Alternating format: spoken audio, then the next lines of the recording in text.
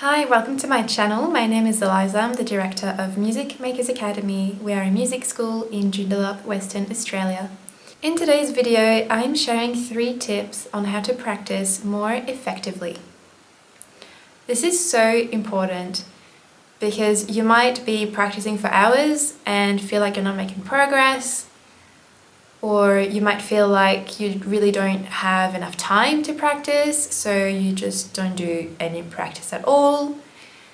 Or maybe you're just jealous because some of your music friends seem to make a lot of progress even though they only practice for like 20 minutes a day. So whatever the reason is for watching this video, practicing more effectively is something that all musicians and music students should think about and aim for. My first tip is to have a purpose or an aim for your practice. This is the most important because otherwise what you'll end up doing is aimless repetition.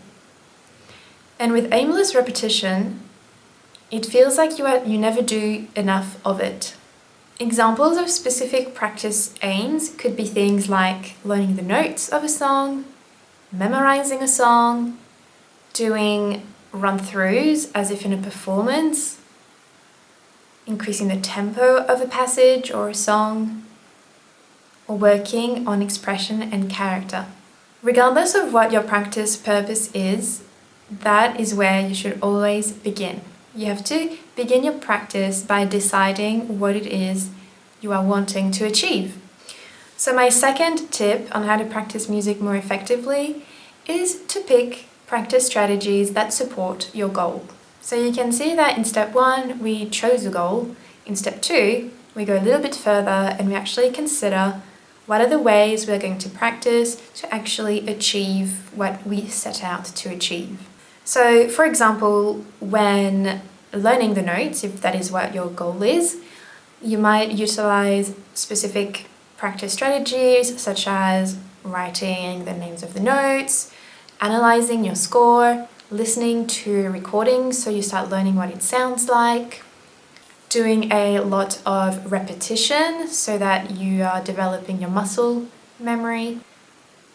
However, if your goal is to play more expressively, then your practice strategies might involve listening to different recordings and different interpretations of the piece to find what expression you resonate with, that you think work for the music. You might also want to experiment with different dynamics, different tempos to find something that you like. Or perhaps you could think or come up with a story to go with the music, a story that describes what is happening musically. Or it could involve researching the historical context of the music, maybe sort of the cultural context or what was happening to the composer at the time. If your goal is to increase the tempo or improve the rhythm, then probably the use of a metronome would come in handy at that stage, or just playing along to different recordings.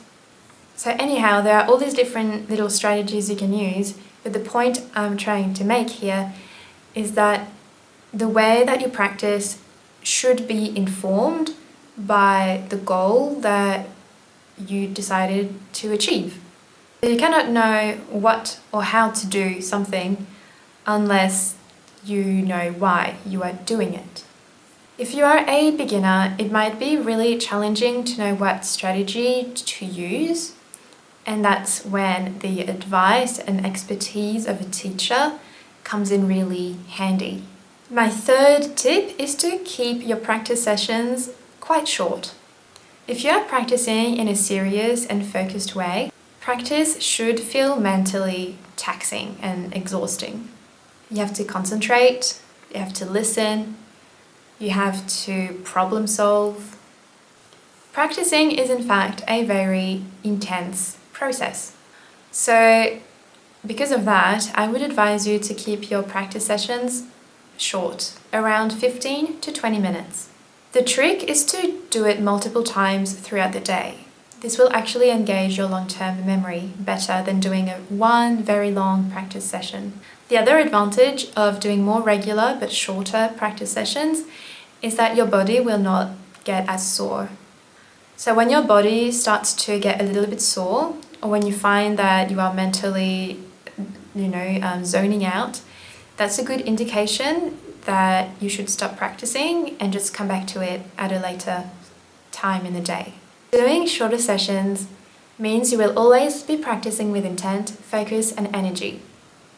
So your practice will be more effective. So there you go. These are my 3 tips for how to practice music more efficiently and effectively. So number 1 is to have a clear practice purpose or practice aim before you even begin practicing. Step 2 is to pick practice strategies that support the goal or the aim that you have set. And number 3 is to keep the practice sessions fairly short, up to 20 minutes, maybe 30 minutes, but to do it multiple times throughout the day. I think you'll find that following these tips will improve the way you practice, you will see amazing results, and you might be surprised how much progress you can make in less time than you think possible. Good luck, and leave a comment if you follow any of these tips and if you saw any difference in your progress.